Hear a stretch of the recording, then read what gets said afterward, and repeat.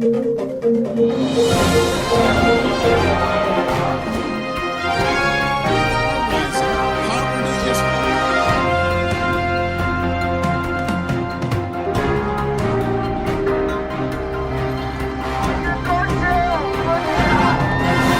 me an up-close and personal view.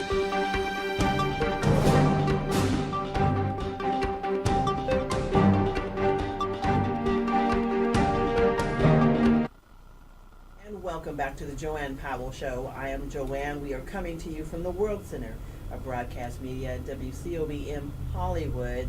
We've been talking politics, immigration, a lot of things going on. We're going to focus now on the new travel ban that has recently been unveiled by President Trump. They are saying that this one basically is geared to stand up in court, where they're going to get a chance to see how well that can stand up, because they already have people lined up to go to court with this. The ACLU and other critics say that they are ready to take this issue to court because they say it's still a Muslim ban. While no system can be made completely infallible, the American people can have high confidence we are identifying ways to improve the vetting process and thus keep terrorists from entering our country. President Trump has approved a modified travel ban. The original travel ban was blocked by federal courts. Here are the 5 key differences with the latest executive order. Iraq is removed from the list. 6 predominantly Muslim countries will temporarily be barred from travel to the U.S. The countries are Sudan, Iran, Somalia, Yemen, Syria, and Libya. If you already have a visa, you will not be banned. The original order did not clarify this position, resulting in mass chaos at airports. Religious minorities are no longer given preferential treatment. Critics argued that the ban specifically targeted Muslims. Syrian refugees are no longer singled out. They will not face an indefinite barring of entry. The rollout will occur in 10 days. It will take effect March 16th. This will give the government 10 days to prepare. They're hoping that this rollout will be less chaotic than the last time because they had that 10 days to prepare. If you remember the last time that they had a travel ban, basically if you were mid-flight and you landed, things were changed from when you initially had left your departure location. So when you got to either a place to have a carryover or got into the United States, more than likely there was a lot of chaos. Well, there was a lot of chaos. People were detained who had green cards and visas. It was a nightmare mess. So we're hoping that this time when they roll it out, it will be less chaotic. But there's already a challenge to it. Hawaii is planning to challenge. Actually, they've already challenged this in court, and they have petitioned the court to basically put a ban on this most recent travel ban. So we will see what's going on with that. We'll keep our eye on what's happening on that story as well. Well, there's something that happened a couple of days ago. Ben Carson, who is the Secretary of the Housing Urban Development, he's trying to calm down the fury for a comment that he made. If you know anything about Ben Carson, during the he ran for the primary, the presidency on the Republican ticket. He has been a strong supporter of Trump and his candidacy, and now he's a member of his cabinet.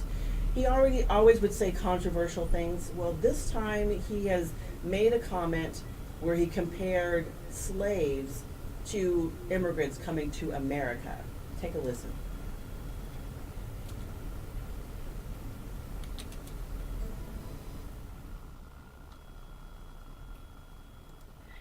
Ben Carson is under fire for suggesting slaves came into this country as immigrants. There were other immigrants who came here in the bottom of slave ships, worked even longer, even harder for less. Ben Carson is under fire for suggesting slaves came to this country as immigrants. He made his comments as he addressed hundreds of housing and urban development employees. It was his first speech as secretary.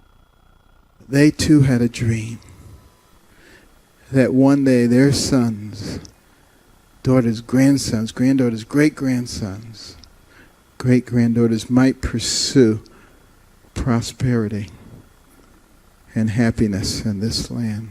Reaction has been swift. Come on, outrageous. This is one of the most atrocious acts of historical revisionism that one might imagine. The way that he talked about slavery today is treacherous because it doesn't acknowledge that there were 400 years of involuntary servitude. It was not a pleasant, sweet journey where we're carrying a basket of fruit into the country. This was bondage at its worst. Carson has tried to clarify his comments. He says, the slave narrative and immigrant narrative are two entirely different experiences. Slaves were ripped from their families and their homes and forced against their will after being sold into slavery by slave traders. The immigrants made their choice to come to America. The two experiences should never be intertwined.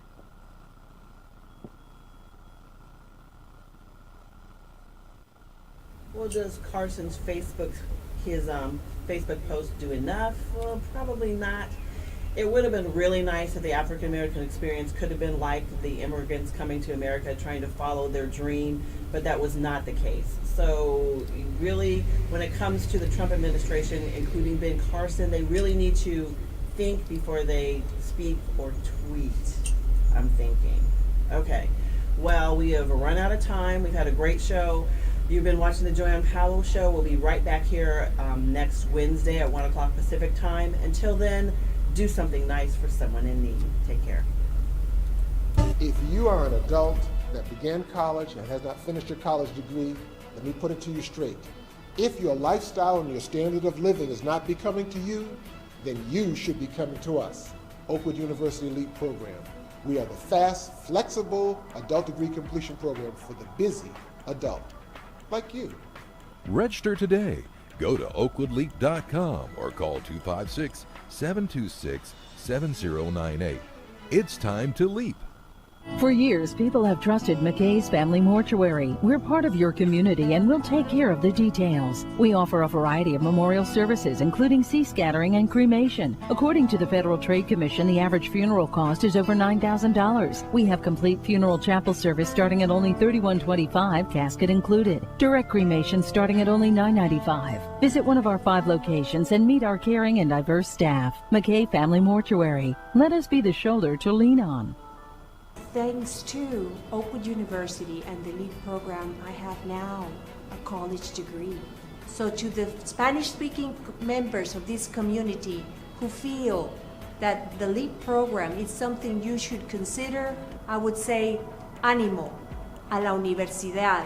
Considere el programa LEAP de Oakwood University. Go to oakwoodleap.com or call 256-726-7098. Seize the Day Scuba for your best scuba experience above and below the sea.